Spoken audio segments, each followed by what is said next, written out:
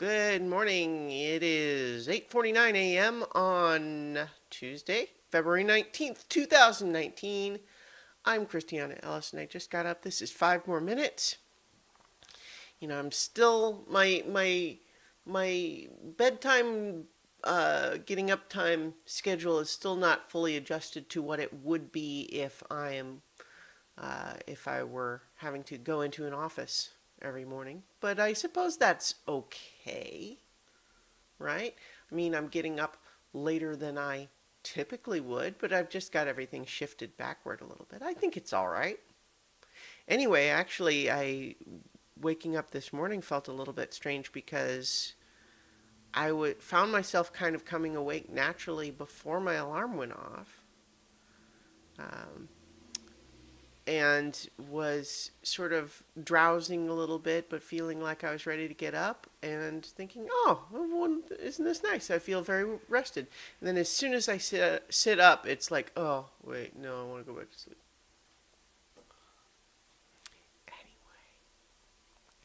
Anyway, so car's back in the shop. That's annoying. I guess the water pump seized up, and there's a tensioner and a broken belt or something. I don't know if those are related somehow. Anyway, that's irritating. But on the upside, well, I guess it's not an upside to the car being in the shop, but good things though. Yes, from yesterday, I went to see two movies. I went to see Vice in the afternoon, and mixed feelings about that. I think I might have to let that one, sit in my brain for a little longer because overall, I kind of just felt like,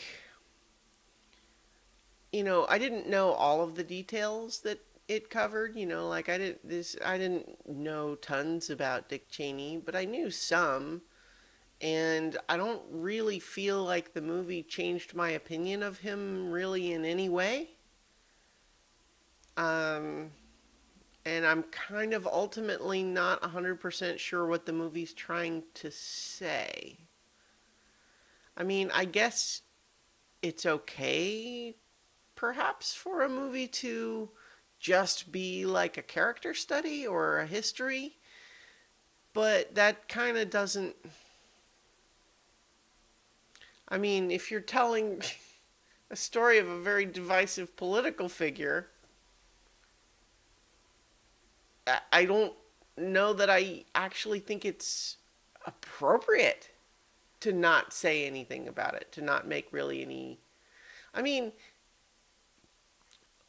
because the movie certainly depicts him doing lots of awful things, but there's a very dispassionate tone about the movie that kind of like assumes that you're judging him, but doesn't itself judge him, which is weird. And I'm not sure how I feel about it. It's certainly well made. The makeup and the acting and all of that stuff. They did a good job at making that kind of movie, I guess, but I'm just not sure that I liked it a super lot. Anyway, I also went to see Mirai, which is one of the nominees for Best Animated Feature. And it means that having seen that one, I've now seen all 5 of the nominees in that category. Mirai is a Japanese animated movie about a little boy named Kun, who's probably, I'm going to say 4. I think sometimes the animation makes it look like he's even younger than that, but I think that's about the age that I think is right based on his behavior. And in any event, he lives in this little family, and his parents have just brought his new baby sister home.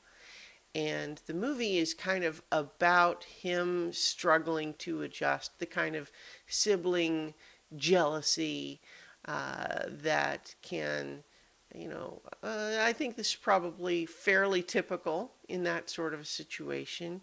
And it's really focused, though, on him and his kind of struggles and of, growing up a little bit and adjusting to his parents now spending all their attention on little sister, who's named Mirai. That's where the title comes from. But a big part of what the movie is, though, is that he frequently goes and indulges in these little sort of imaginative episodes where various things seem to happen.